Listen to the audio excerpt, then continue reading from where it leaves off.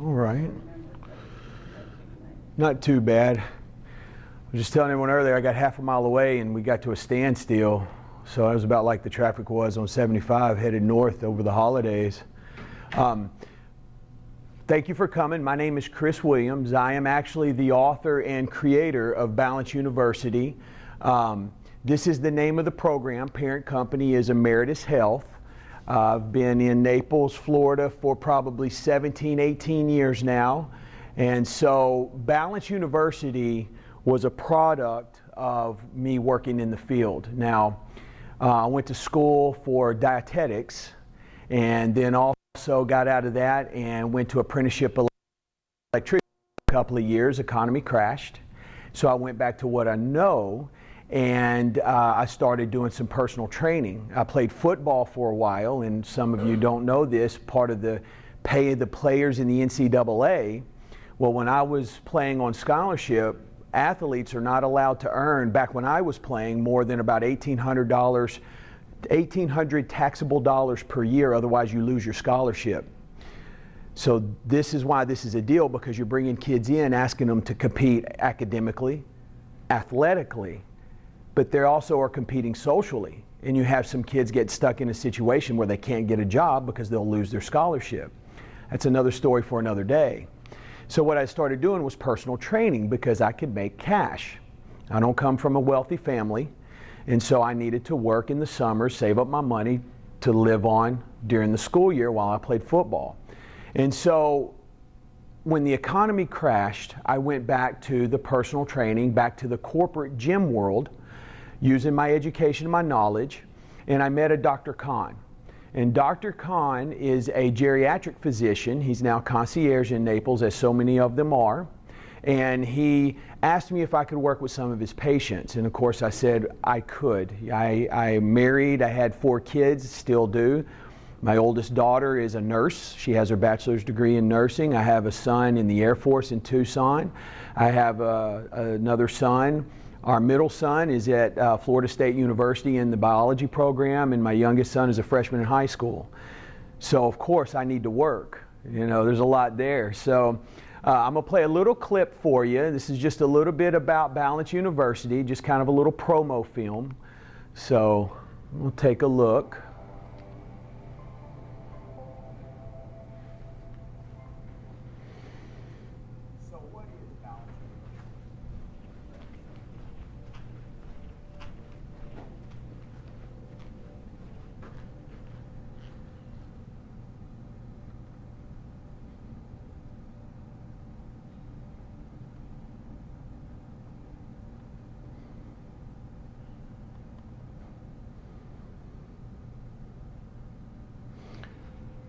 I know the sound is very, very low.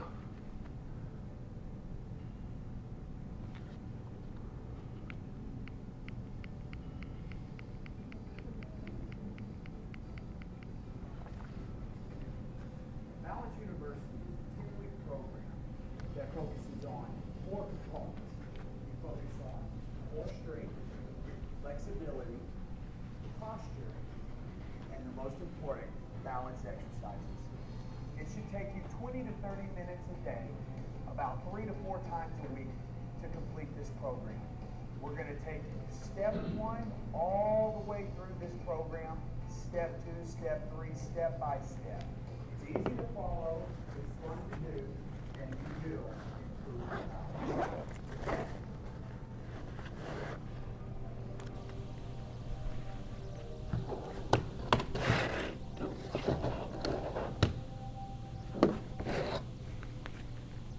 All right. Well, I apologize for the volume. I tried to turn it up, but I was a little nervous to mess with it too much. So 11 and 19. 11 and 19. This is what drove me to start this program, right? Today we're going to talk about balance and the complexities of balance. It's a little bit more involved than you think. Okay, it's not something just as simple as doing a few exercises. There are a lot of components to it. As I started to peel back the onion and I started to look at some of these numbers, 11 stood out for me, stood out to me. I want you to think about 11 seconds. How often is 11 seconds? It comes pretty quick. Well, every 11 seconds, an older adult is treated in the ER for a fall-related injury, right? That's according to the National Council for Aging Care.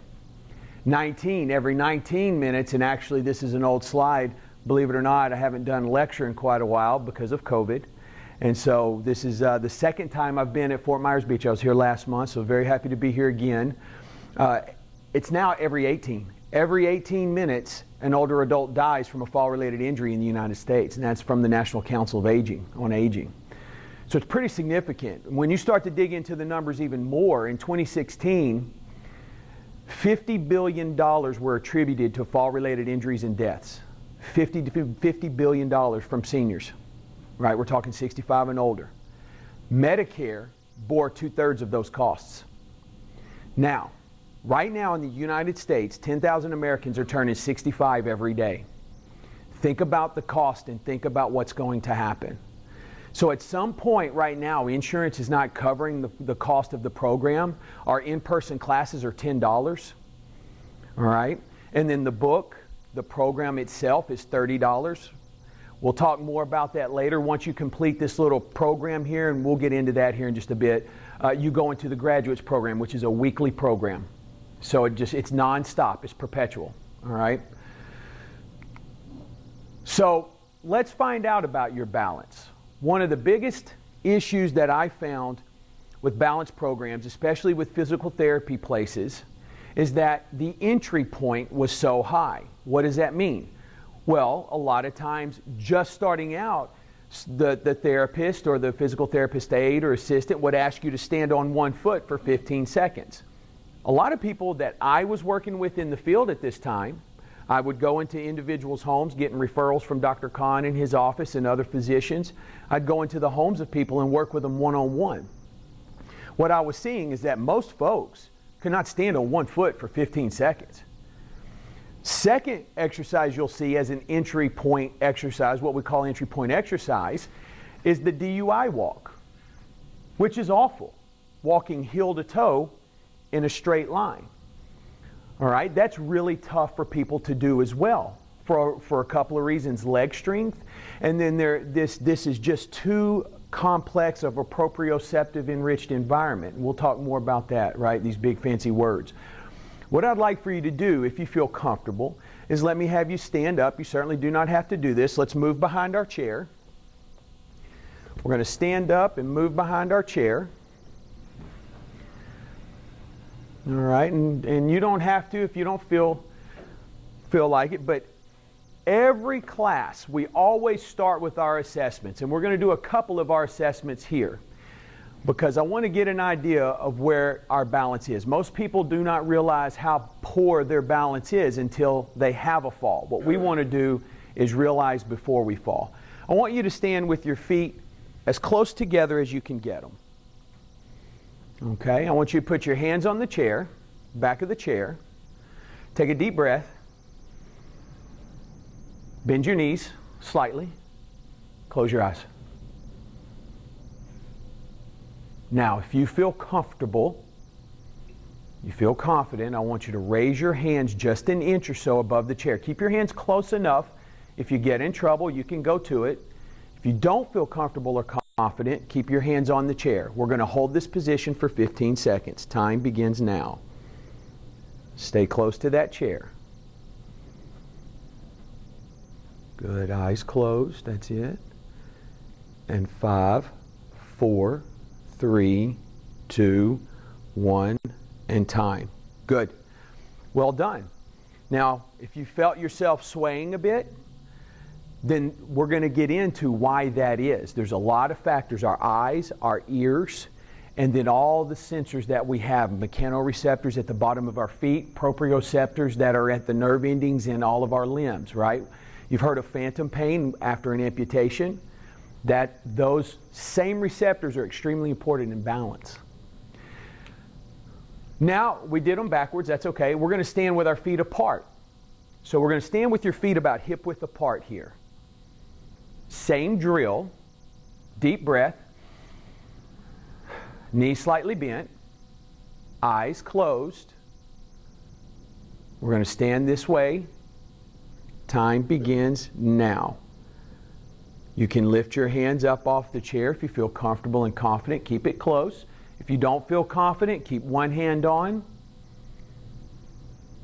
And 5, 4, 3, 2, 1, and time. Very good. Go ahead and have a seat for me.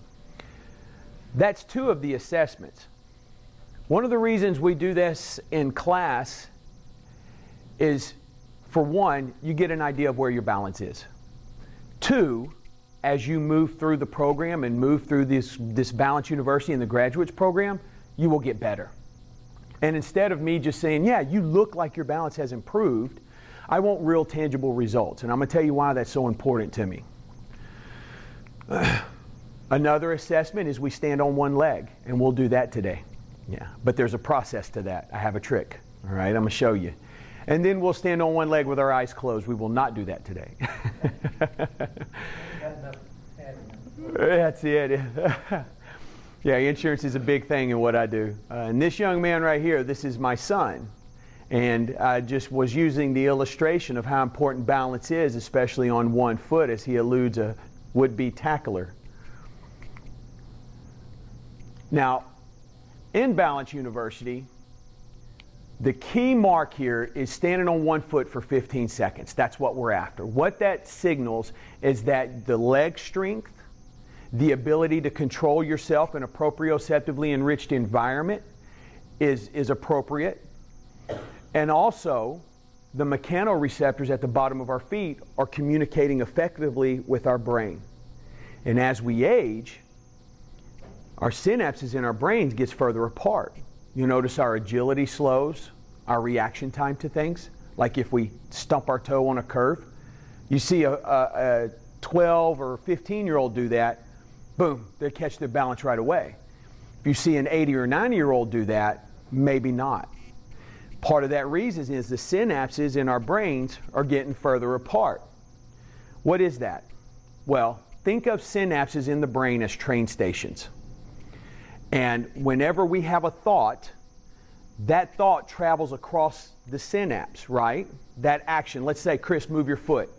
Well, I form that thought in my head, and then all the signals have a travel across the brain to the part where it moves to my foot, right? It's going to go all the way down. Think about dominoes. Think about all the muscles in between, right? And as the synapses get further apart in my brain, it takes a little longer time to get all the way down. Does that make sense? You guys buy that? I just made that up. I'm just kidding. So we're going to talk a little bit more about that. When it comes to balance, there's a progression. There's a step, a ladder. Phase 1, 2, 3, 4, 5, so on. And you'll see this. We'll start, you remember we were talking about the entry point on one leg? That is actually phase 2, this single leg. That's actually phase 2 in Balance University. Phase 1 is what we call the split stance, right? And this is just simply one foot in front of the other. And we can do a lot of things here. We can shift our weight back and forth. We can close our eyes. We can push off onto one foot and right back down. We can take our arms and move them. There's a lot of things we do here in this split stance that prepares us to do the single leg stuff, which prepares us to get on the foam pad. Now, before you ask, you do not need, if you've ever been to physical therapy, you guys have seen this, right? Not fun.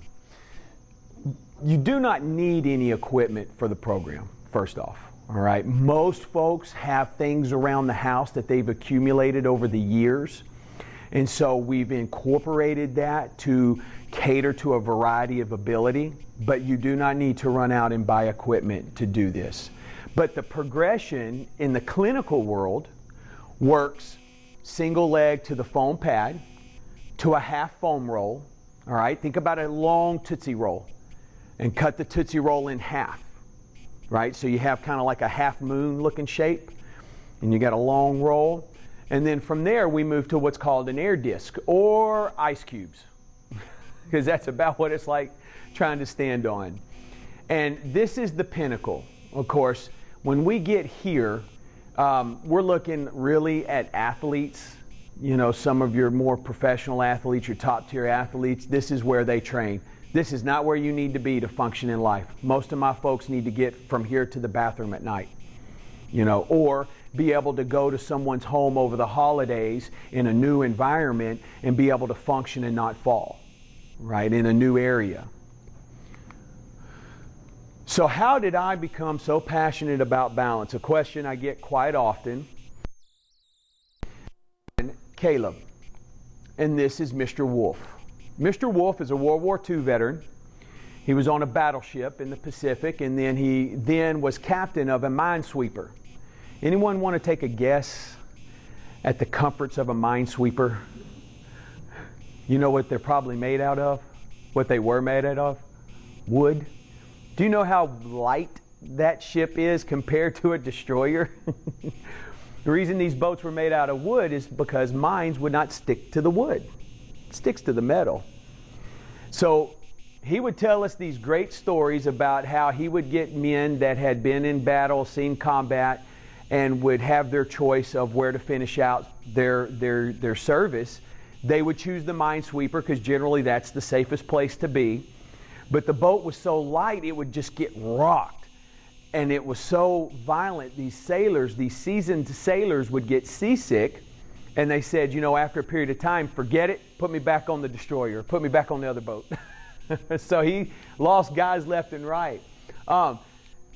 These two were 90 years apart exactly. In this photo, Mr. Wolf is 96, Caleb is 6. Caleb is in this photo because he was out of preschool and the babysitter couldn't pick him up until a certain time, so you got to go to work, with mom or dad. And in this case, it was dad. And so these two struck up a relationship because as we were working together one time, I told Mr. Wolf we're going to do 12 repetitions, and sometimes 12 is not 12. In this case, 12 was 15. And when we got to 12, I didn't realize Caleb was sitting behind me playing his iPad. Caleb's very quiet, very shy, never disruptive. We're very well behaved. And as we moved past 12 to 13, he said, Dad, he's done. He's done 12, right? I turned around, I'm like, pipe down back there, are you kidding me? And Mr. Wolf looked right past me and said, young man, come sit right here by me. And he pulled up a chair for Caleb, and that's where he sat for the next 2 years. And so they struck up a friendship. I got a phone call one day from Mr. Wolf. He had 24-hour care. And I got a phone call from one of his nurses one day. He had taken a fall and become wedged between the toilet seat and the wall. And a lot of times you'll see people use the toilet paper roll to push themselves up. Don't do that because it will break off, and that's what happened. And I generally work in the same geographical area, and I was coming to the home in about 15 minutes. When I got the phone call, I arrived pretty quickly. The result from that fall, a lack of leg strength at the end of the day, ultimately cost him his life. Mr. Wolf passed away about 13 to 14 months later. A lot of things happened in between. It was really hard to watch. And it was frustrating to watch because I began a search to find curriculum that I could learn. Quickly realized I was going to have to take my knowledge coupled with Dr. Khan and a couple of friends, a couple of family members that are physical therapists, occupational therapists, and put this program together. Because he could not stand on one foot, but he could absolutely strengthen his legs. And that is partly my fault, and I was not going to let that happen again. The problem is I'm just one person. And so in order to put this information out there for everyone, we put it in a book. If you go to my website, you can go and view all of my videos on my YouTube channel. It's under Emeritus Health. At the end of every video, you will see a sources page. You click on that, it will take you to our website where we list all the sources that we had discussed. We talk about everything from fall statistics, holiday statistics, neuropathy, how cardiovascular disease impacts falls. If we talk about it in our daily class, I do a little section, mentions and tips. Whatever stat I mention, it is on that sources page because I want to make sure that everyone is educated on what's happening because there's a lot of people out there trying to make a buck. That's why we charge $10 for the class. I want it available for everyone. Falls are not a natural part of aging. It's not it. So don't ever let anyone convince you that it is, because it's not. The bet. So the 1 foot thing really was throwing me for a loop. Well, what happens when you stand on 1 foot? You remember me talking about proprioceptively enriched environments and proprioception? You may have heard that word before, maybe not. All that is, it's a big fancy word I like to use so you guys think I know what I'm talking about. Really what it is if I'm standing on 1 foot, I want you to watch my ankle, right? It's working. I'm stable, but I'm a little unstable here. For a lot of folks who can't do this, starting in the split stance, they're stable, but they're a little unstable. What is happening? Think about all the signals that are traveling between the bottom of my foot and my brain. What if I had Alzheimer's or dementia? What does that do to my brain and the impact it has on my feet and my balance? We'll talk about that a little bit. We have mechanoreceptors at the bottom of our feet that detect pressure. If I go a little too far forward, whoop, too far forward, go back before you get past the point of no return. Whoop, you're too far back. Whoop, you're too far left, you're too far right. Then we have the proprioceptors at the end of our nerve endings in our skin, right, in our epidermis. What that detects is it helps our brain orient us with where our limbs are, our phalanges, our fingers in the world. Phantom pain. Someone has an amputation, they still have a lot of pain, they feel like that limb is there. That is because those proprioceptors, the brain, is trying to connect to them, and they can no longer connect. They're gone. And so it takes the brain a little while to grasp that, to understand that. So for me, it's very important that I have this neuromuscular efficiency, my nervous system, brain, and spine, my muscular system communicate effectively in order for me to keep my balance. So I wanted to see this in real time. Now, my father was a senior master sergeant in the Air Force, and he was up there, and he was at the house with my mother, who is a very, very good mom, always whatever you need, you know, what can I do to help? And then, of course, my wife and I, and then we had our kids, who were teenagers at the time, and we had young Caleb, who was around 4 or 5. And so I took one of these Dynadiscs because I wanted to see in real time the difference between proprioception and neuromuscular efficiency between 50, 60-year-olds, 30-year-olds, teenagers, young kids. It was an experiment. That's what I was doing.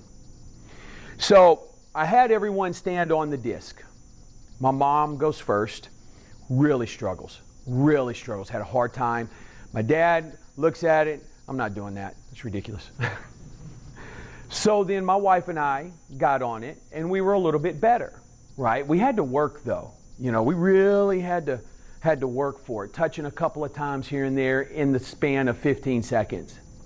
And we did both feet, because oftentimes you're better on one side than you are the other, and I'll explain that too. But then here come the teenagers, and they were good.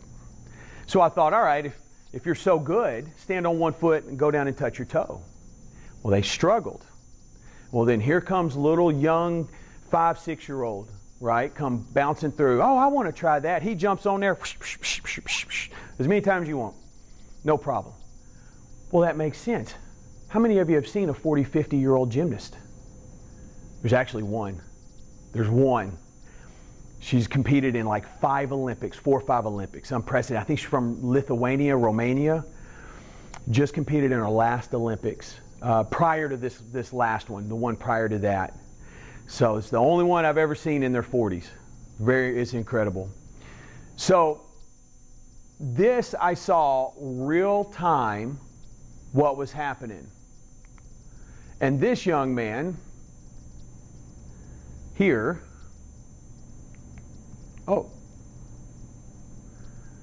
what it is it shows, this is a video, it may not play, it shows Caleb going down, touching his foot, and I don't know if you can see him standing on that Dynadisc, maybe getting washed out, but he goes down and touches his foot I asked him to do it once, and a little show off does it twice. That's why he got the name Show Off. But here in this video, Caleb's 12 years old. But it's real life evidence to give us an idea of those synapses moving far apart, the impact that that has. So what do we know? Let's move into the brain part, the brain side. Naperville, Indiana, neurotrophins versus neurotransmitters. There's a reason why we set up Balance University the way we did. 4 pillars: strength, posture, flexibility, and then of course balance. The reason is in Naperville, Indiana, there was a PE coach at a school and grades were really bad. In fact, they were talking about cutting the PE program. And so what he decided to do was he decided to find a way to make his program important. So he suggested, I'm giving you the Cliff Notes, he suggested that some of these kids, the grades were so poor, the state was going to come in and take over the school. And so what he said was, hold on, let's try a couple of things. I've read some research that shows that after exercise, your brain functions a little bit better, right? The circulation's going, the heart's pumping. So they put it to the test with 8th graders. They took kids out, had them exercise. Now, it was very interesting because exercise is variable, right? What's hard for me may not be hard for someone else. May be extremely hard for someone else. So what they did was they put heart rate monitors on to monitor the kids to make sure the kids were working at their best, not as compared to one another. That was the key. What they found was a neurotrophin called BDNF. BDNF acts like infrastructure, like workers for our synapses, for those neurons in our brain. If I'm learning a salsa step, or if I'm learning a French word, cells in my brain start to accumulate. The more I say it and do it, the more cells accumulate and we form a memory. We form a pathway to access that memory. It's the difference in knowing a couple of words. Oui, les bons, what is it? Les bons tout roller? I can't, I'd be in trouble if I couldn't remember that. But it's the difference in that and being able to actually be fluent in French, right? It's the same thing with balance. The more we do it, we form that thought, the better it gets, the more cells accumulate. BDNF is a neurotrophin that is present during exercise. So by taking strength exercises, posture exercises, flexibility exercises, then do your balance, you see how we set that up? That was the key, because now we have enough of the infrastructure present to then go in and hammer down and build a great infrastructure to help us remember and allow those neurotransmitters to communicate. Now, I'm not going to get off in the weeds too far. But all we need to know is exercise infrastructure, neurotransmitters, trains, just trains. Trains that travel from one neuron to the other across the synapse, the actual railroad tracks. So you have train stations. You have things like serotonin, norepinephrine, all these neurotransmitters, right? You guys know serotonin or norepinephrine because of Alzheimer's. And that's one of the things that are impacted, that neurotransmitter. What happens is that neurotransmitter gets derailed. Sometimes it doesn't make it all the way to the station. And so now what we're doing, by exercising first, this is my salsa step or my French word, right? My brain has now been primed to remember what position my body needs to be in this stance in order for me to be efficient and successful, or even this stance. Does that make sense? You guys buying that? Okay. This research goes back quite a ways. In 1945, Dr. Hebbs discovered the first evidence that the brain is malleable. In other words, you can improve your memory. In fact, I've read research that shows us that exercise is as effective as anxiety medication as some of your anxiety medications out there. So what he did, Dr. Hebbs, was he took a couple of mice. They were doing this experiment. Of course, back in those days, it was a little bit looser. Some of the standards that we performed scientific studies. They had mice. They had one group that was isolated. They had one group on hamster wheels. Well, he thought, you know what, these guys are going to be alone at night. Let me just take these guys home. So he takes them home and let his kids play with them. Well, he comes back and everyone was just shocked. What have you done? You've ruined the whole experiment. So what they did was, instead of nixing and canceling the whole experiment, what they decided to do was include socialization as part of the experiment. What they found was the socialization of the mice, along with the exercise, actually changed the brain. When they dissected these mice, the hippocampus was larger, where our thoughts are formed. All I'm telling you is all of this to make a point that exercise is extremely important. It doesn't reverse the age cycle, but it sure as heck slows it down, and it makes you live out. The quality of your life will be longer. The quality will be longer. Exercise and socialization both have the same impact on BDNF. Remember the neurotroph and the infrastructure, so it's important that we communicate. Depression is a big problem in our aging community. It is important that if you know someone that is fighting or struggling, to go by and have a word, because you will see the decline dramatically. I've seen it myself. In 2000, researchers at Duke discover exercise is better than Zoloft. There you go. And then in 2007, this is what we're really after. German researchers learned that people who exercise learn vocabulary words 20% faster following the exercise. There's our proof in 2007. And the Dallas bed rest study was an interesting study.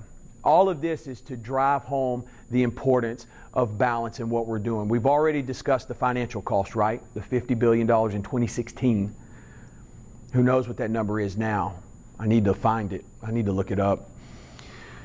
Interesting, Dallas bed rest study, they took a group of young men in their 20s, brought them in, had them on bed rest for 3 weeks.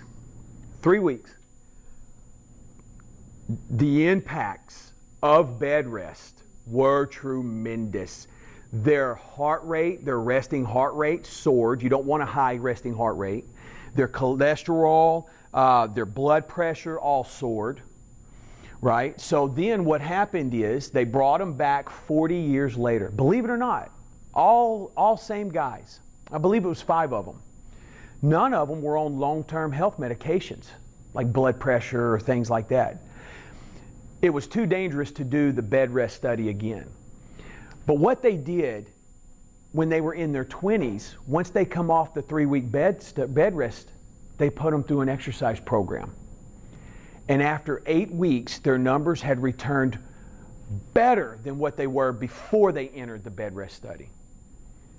Bring them back 40 years later, all they did was put them through an exercise program. Very light, walking, bicycling, swimming. Some like to lift, so they would lift, go and do some resistance training. Would you know their numbers were comparable to their numbers prior to the bed rest study when they were in their 20s? That is also available on the website, on the sources page. So I'm telling you this to emphasize the importance of exercise before the balance work. This is not, you're not going to hear this in many places. We're trying to get this out there. Now, here's what we're up against. These are the 3 problems. The first one is the neuromuscular efficiency and the proprioception. That's the first real problem. Okay? We just talked about that. The second real problem is the vestibular second. Our third real problem is going to be our leg strength. If we address these 1, 2, and 3, we're doing pretty good.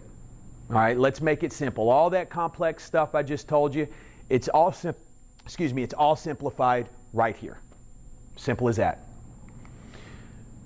Neuromuscular efficiency. This guy, cowboy killer. I was a Houston Oilers fan. They moved away. The internet is not like it is today, so now you can follow teams. I'm a big soccer fan. And so now I can follow teams like Liverpool from wherever. Back then, you couldn't. In the early 90s, you couldn't. So when the Oilers moved, my dad was a Cowboys fan, so I became a Cowboys fan. I know, it's sad. It's really hard. It's really hard. This guy is Brett Favre. This guy is Tim Tebow. I want you to notice where their arms are when they throw the ball. Do you think when these two gentlemen throw the ball that they think, okay, arm needs to be at 17 degrees. Oh, now the guy's 20 yards down the field. I need to change to 19 degrees. Now he's come back and now he's running at 20 miles an hour. Now I need to change my arm. Or do you just think he just fires the ball?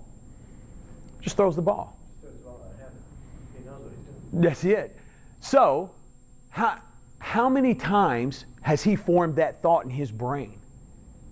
Think about like dominoes, the domino effect. So when these gentlemen go to throw a pass, the office staff in the brain go over and they flip a switch and say, hey, we're throwing the ball again. And it just happens, like dominoes. This muscle contracts, the next muscle contracts, the next muscle contracts, and so on. When we walk, that's the same thing that occurs after we've exercised and then worked on our balance.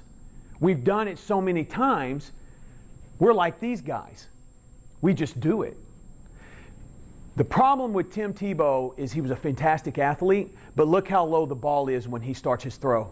Look how compared to Brett Favre. Do you know the difference that makes in the NFL? This is the difference between completing a pass and throwing a touchdown or an incomplete pass and an interception. It wasn't that Tim Tebow wasn't a great athlete. It's just he would have to throw the ball correctly as many times as he's thrown the ball incorrectly to correct that pattern at this point. And it's just not, he'll be 40 years old. It's just not going to happen. There's only one guy still playing in his 40s, winning Super Bowls. So, I didn't like that guy until he won for Tampa. And then I was like, all right. I only didn't like him because he dates a supermodel and he's a quarterback. He's a great athlete. He was good. In college, he was nothing. Right? That's right. So now proprioception, right? This is what we were talking about, the 1 foot deal. Quick question, is it better to practice balance barefooted or with your shoes on? Your shoes on. Anybody's shoes on? How about barefoot? Any takers barefoot? It's barefoot. It is? It is, and let me explain. So, our feet, when we're younger, we go barefoot everywhere, right? Even my kids, they go barefoot everywhere. Love it. As we age, we tend to get pain, and anytime you have pain, it's a dysfunction from somewhere else. Foot pain, knee pain, back pain generally begins in the foot. And so what we do is we go buy these, especially as we get older, we can afford these $5 million orthotics where you put in this thing that looks like this, and the doctor says, no, it's going to cure you. It's going to heal everything. And so you put these orthotics, or you buy these shoes with the memory foam. I'm guilty of it too. And your foot goes in and it's just, oh. But the problem is you may have dysfunction in your foot. What do I mean? Well, your foot may turn a little bit, or your foot may invert a little bit. And what happens is, now think about those mechanoreceptors that aren't hitting the ground or getting a misreading, right? So maybe as I lean, let's say my foot caves in a little bit, right? Kind of like this. You see my knees, how they go in? You guys see people that walk with their knees in? Put somebody else's shoes on, you'll find out. So I happen to walk with my feet out, and I try to correct it. But all of my shoes are slanted. Well, the problem with that is that whenever I'm going to help try to prevent a fall, I'm working on my balance. If I lean over, my brain is saying, hey, you're too far, and I'll adjust back, right? If I've got those shoes on, when I lean, my point of no return is a lot sooner than what it actually should be. And so I throw myself into a panic, which causes a fall, right? Barefoot, your foot's going to lay flat on the floor, and all those mechanoreceptors are going to hit the floor evenly, and they're going to send true signals to the brain. Does that make sense? Not to me, but it won't to me because I have severe neuropathy. Okay, so that's a whole nother thing. That's right. Unfortunately, and we'll talk about neuropathy now, more than 3 million cases per year, and this stat was put up about 3 years ago, so that probably is more than that. You know, that may be as much as 3.2 or 3.5 maybe. Neuropathy impacts the nerve endings, right? It impacts our proprioceptors and our mechanoreceptors. In other words, it disrupts the signals we're getting, right? You get the tingling, the numbness. And so with neuropathy, we have tried medications, things like gabapentin have had a big impact with neuropathy, but also exercise. load-bearing exercises. You know, and that brings us to another question. There are only 2 non-load-bearing exercises. Well, what's a load-bearing exercise? This is a load-bearing exercise. Anytime I use my body weight against gravity, this is a load-bearing exercise, right? Gravity's pulling my arms down, but I'm having to use my muscles to keep them up. Only 2 non-load-bearing exercises. Does anyone take a shot? Anyone? You know what they are? Swimming and cycling. Now let me say this. That's not putting them in a bad category. Swimming is fantastic. If you swim, keep swimming. There's resistance all around you. It strengthens the body. Cycling is the same thing. Cycling's very good for the legs, right? So just because we say they're non-load bearing doesn't mean they're bad. But load bearing is important because that's how we're going to strengthen our legs and our bodies, and that's going to help us into preventing falls. We want strong body, strong bones. Let's talk vestibular system. We're going to pick up the pace here a little bit. Eyes and ears. Eyes and ears.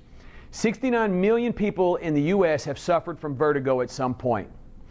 The ears are extremely important when it comes to our balance. Okay, let me go back.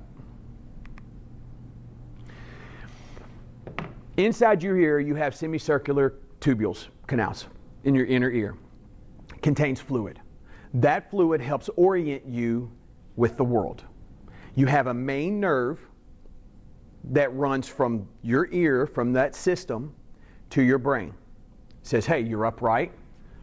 Hey, your head's sideways. Hey, you're upside down. How many of you have had vertigo or know someone that's experienced vertigo? What happens is these little crystals in the ear, they get all discombobulated. How many of you have ever had motion sickness? So here's the eye part. The eyes also have a common nerve. Riding in a boat. I can look over the horizon and I see a flat horizon. So my eyes are telling my brain, hey, you're flat, you're calm, everything's normal. However, the waves have got me going all over the place, and they're sending a different signal to my brain. When you get those signals in conflict, that's when you get motion sickness. The ears are important because of those semicircular tubules, and I would strongly advise eyes checked, ears checked at least once a year. It's extremely important. At the end of the day, most people, and you can find this interview on the YouTube channel with Dr. Khan, I read a stat that it was about 2 years from the time someone falls and has a significant fall, breaks a bone, to the time of their death. There's a lot of factors that happen in between, right? People fall at restaurants, they don't want to go back, they withdraw, they get depressed, they don't socialize, BDNF disappears. They're not exercising because they're too nervous to get up and move. They don't want to fall again. They think they're doing the right thing. They're not. They're doing the opposite. So it's important that we take care of these base structural things in order to ensure we are preventing falls and doing everything we can to prevent falls. Remember, falling is not a natural part of aging.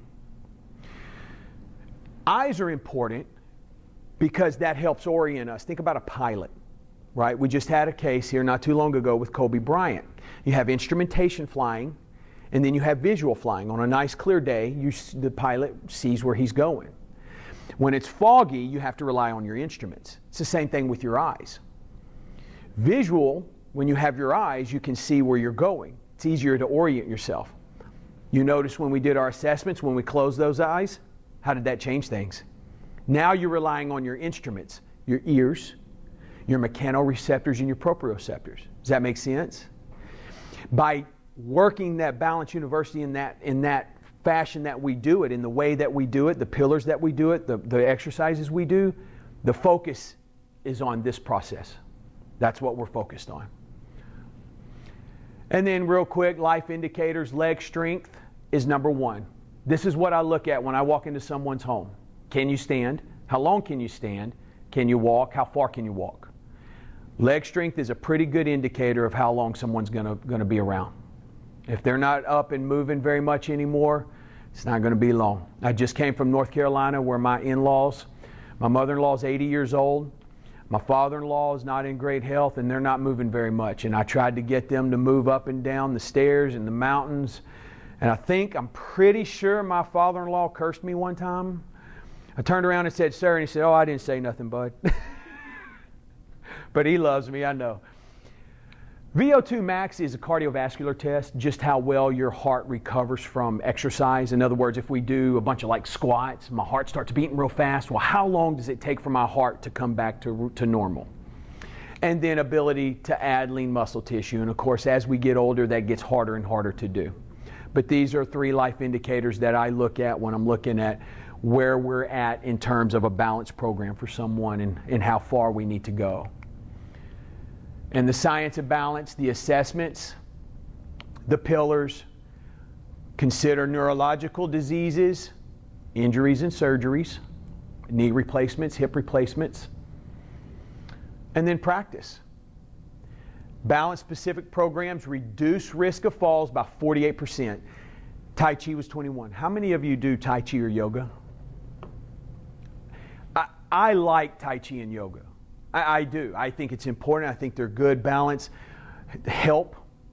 Research has shown us that balance-specific exercises improve our balance by 48% as compared to the improvement in balance from Tai Chi at 21%.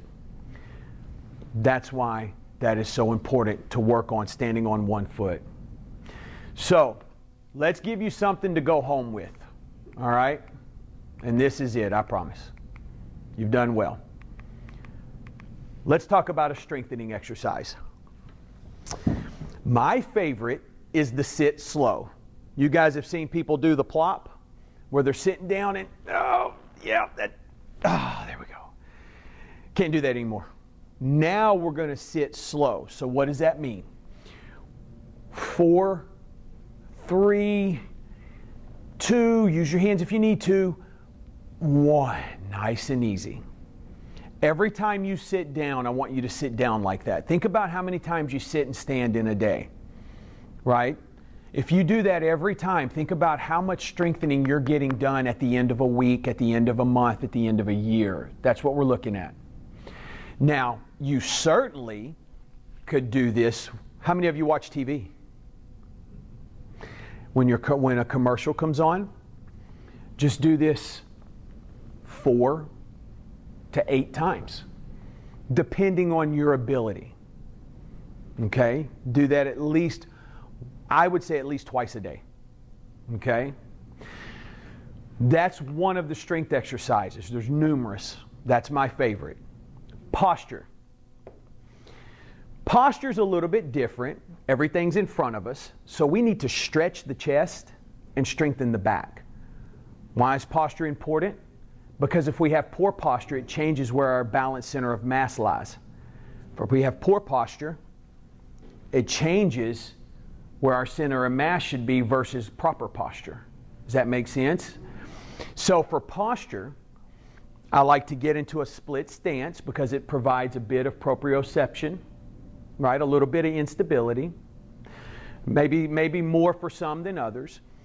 And then I like to take my palms, turn my palms to the sky, put my pinkies together, and then I open, push back as far as I can, and come together. Touch and push. Now notice my head. What is my head not doing? It's not jutting forward. Right? I'm pushing, open it up, push, push, and come together. All right? And then I'll do that 8 times.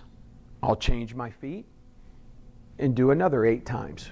Notice my hands aren't dripping. They're not dripping. They're not dropping, right? I want to push back. Keep them at shoulder, chest level, and touch. Also helps to find a focal point, find a point on the wall to stare at it and focus. Also, I would suggest having you a chair nearby. So if you lose your balance, you've got something to grab onto. In class, I teach this program for Florida Gulf Coast University. They've brought it into their FGCU Academy. And so we teach that every Fridays, and that's one of the exercises I love doing because it's so great at stretching out the chest and strengthening the shoulders. Why are we strengthening the shoulders, especially the posterior side? Because it acts as an anchor, right? And muscle's heavy, right? We've all heard muscle's heavier than fat. Well, by strengthening that muscle, it's pulling down like an anchor and pulling my shoulders back. Does that make sense? Okay. Flexibility. How many of you have seen this? There's several factors that could be contributing to that dysfunctional gait pattern. One of them is the lack of flexibility in the hamstrings and the calf, the gastroc, the posterior tibialis, all those muscles down there. So we want to make sure. How many of you woke up today? How long was I standing before I realized that? So what you can do when you wake up in the morning is try to sit up in bed with your feet out in front of you. Some of you may be surprised at how little flexibility you have in the back of your legs. If you find yourself having to bend those knees quite a bit, what I would suggest is sitting in your chair, bend one leg, and with both hands slide down and hold. You can't do this wrong. If the knee is slightly bent, that's okay. If the toe's pointing up, the toe's pointing out, that's fine. The only thing you don't want to have is that toe pointing out to the side like so. You're just going to slide down and hold. And then we'll hold for 20 seconds. And then you'll do the same thing on the other side. So now we've covered strength. Balance begins in the joints. Strong muscles. Posture, restoring the balance center of mass. Flexibility, make sure that our muscles can function through the range of motion they're required to function through. Of course, balance. And so one of my favorite exercises, if you really struggle standing on one foot, start in the split stance. It will feel different on one side versus the other, right? You want to be about 90% confident in your stance. That other 10%, that's our proprioception. So I'm about 90% confident, right? I can lengthen to make it more unstable, and I can narrow one foot right in front of the other to make it more unstable. If I need more stability, widen and shorten. And I would just stand in this position for about 10 seconds and shift my weight to the front leg, 1001, back leg, 1001, 1002, 1002, 1001, 1002, and then rotate. And it may look different from one side versus the other.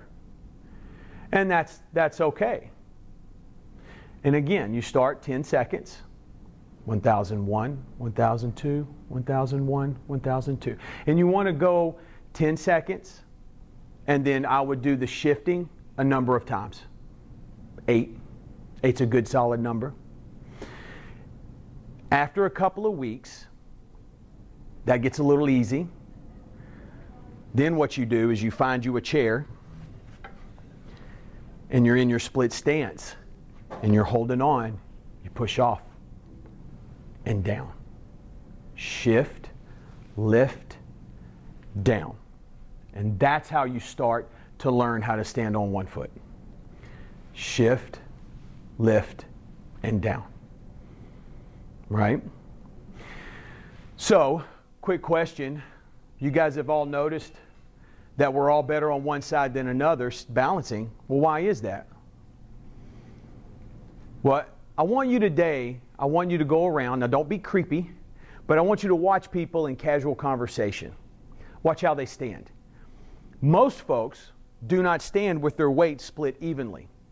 Most folks shift their weight from one side or another.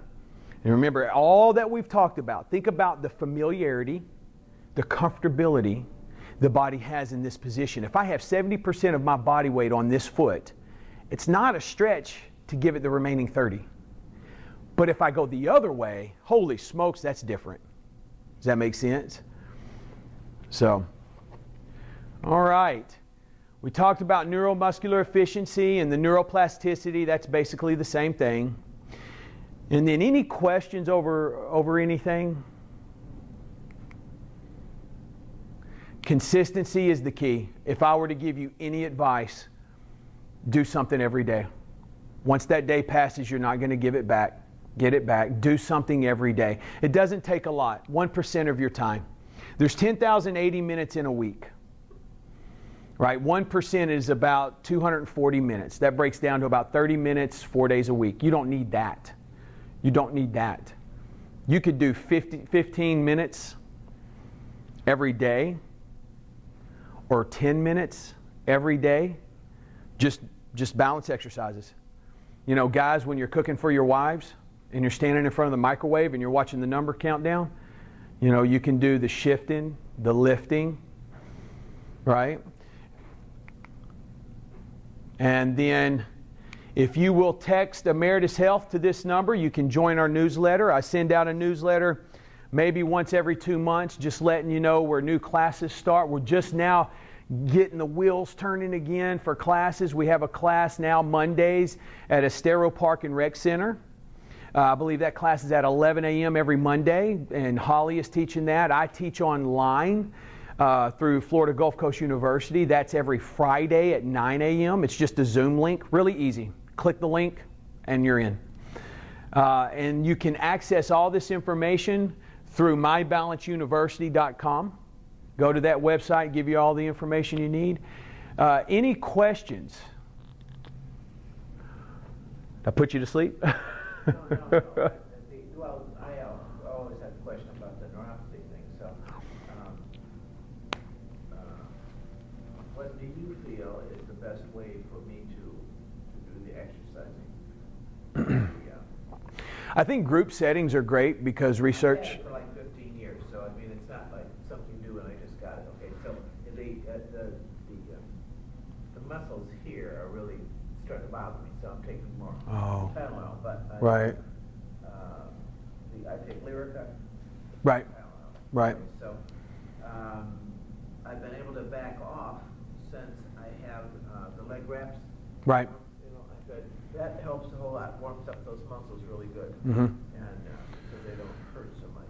So after that, should I be doing something? Absolutely. Because they're already warmed up. Right. I mean, I can sit there and watch TV, and that's wonderful too. But Right. Even as you sit. Walk on the beach, or I'm quite active in golf and stuff. So Yeah, and just move. Keep moving. Load-bearing exercise. So you could sit and raise your calves. I mean, that could go along with the gabapentin and the Tylenol, just up and down. But don't forget, you know, not only are you doing calf raises, but you're also doing toe raises too. yeah.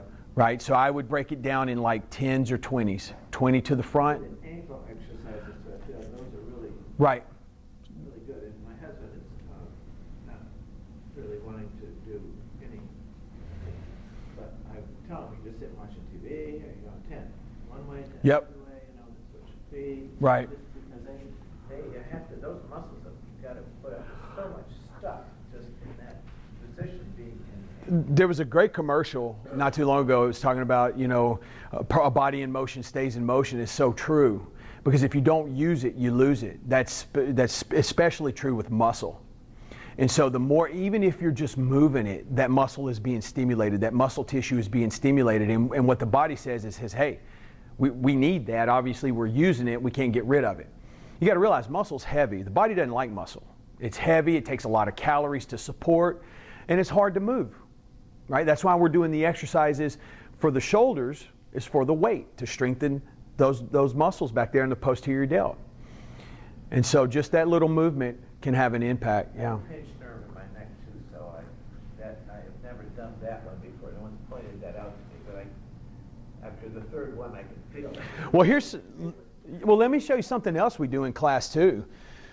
You know, and we're going to do a class. We'll do a class tomorrow. You know, but here's something we do also is a self-cervical stretch is what we call it. And this is not necessarily going to have a huge impact in your balance, but because a lot of us sit a lot in the day. I don't want to say sit all day, but sit a lot.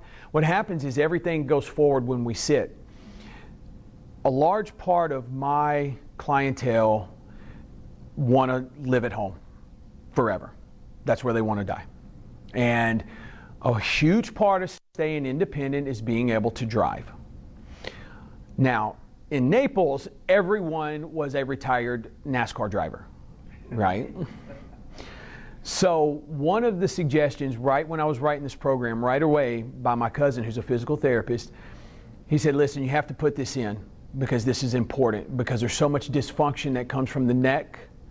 Not only that, this is a way to keep people independent, is you'll grab the bottom of your chair, right? You'll sit back towards the back of your chair. Now, don't put your back on the chair.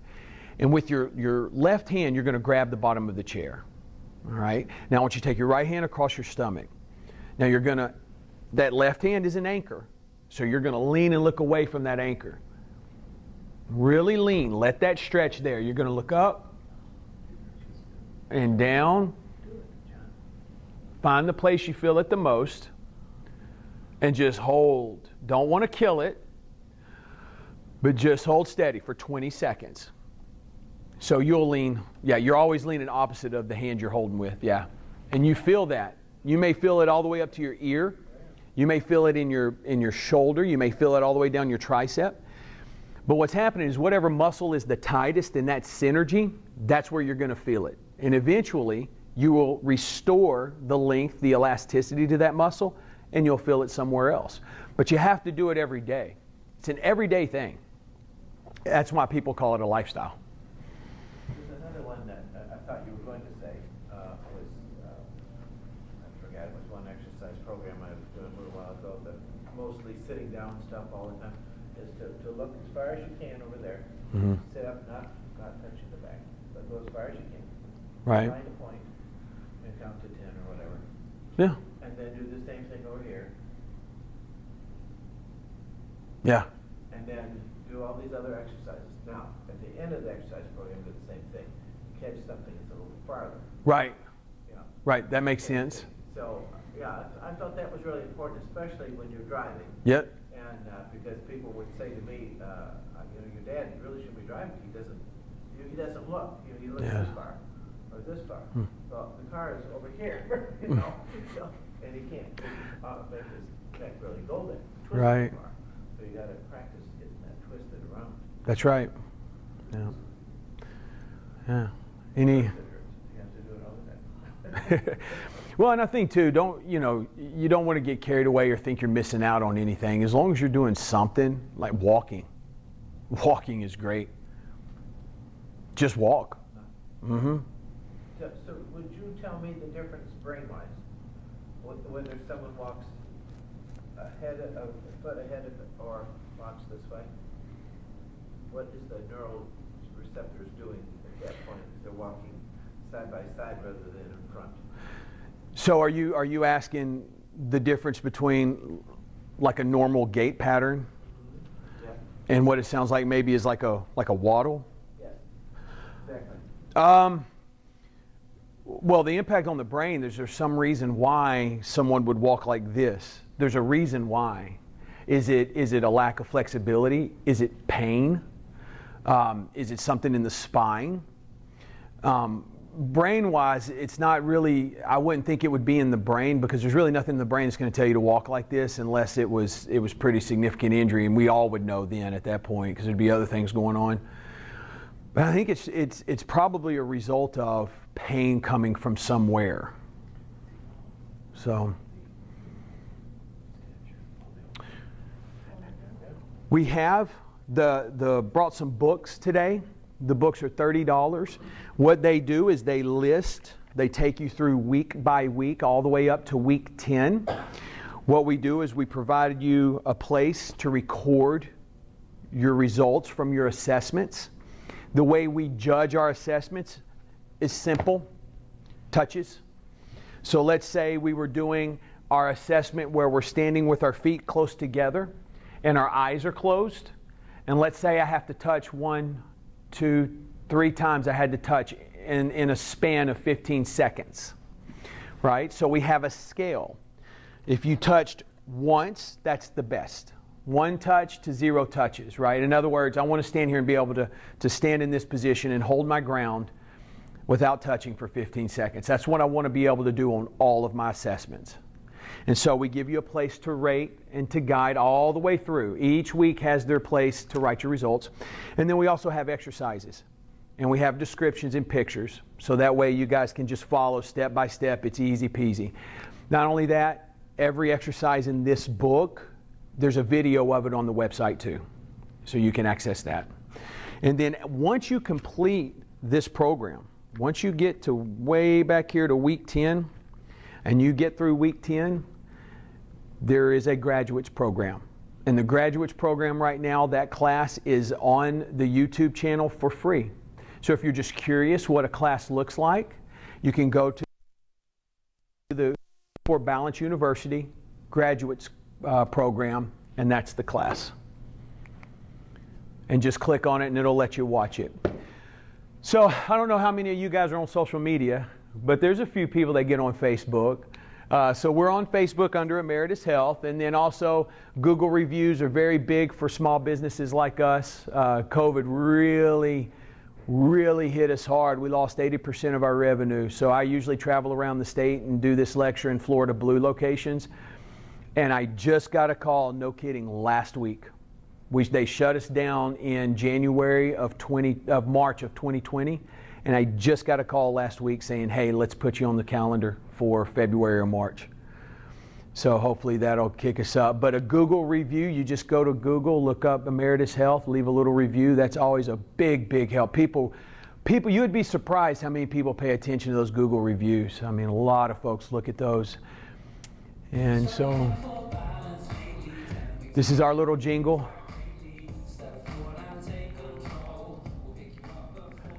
So you guys are welcome. If you have any questions, I'll hang out here for a little bit, and we'll do a class tomorrow. So I appreciate you. The class tomorrow is going to be the actual exercise. It's going to be the class, yes, ma'am. Yeah, and we'll go through. It'll be a combination of like week 1 all the way through graduates program. We'll be able to really modify and do some different things. So if something's really easy for you, then we'll progress it and make it harder. If something's really hard, then we'll modify it and make it a little easier. So really anybody from any background can do this program. You know, and we structured it again on all that science we just talked about. That's how this program was built, was based on that science. All right.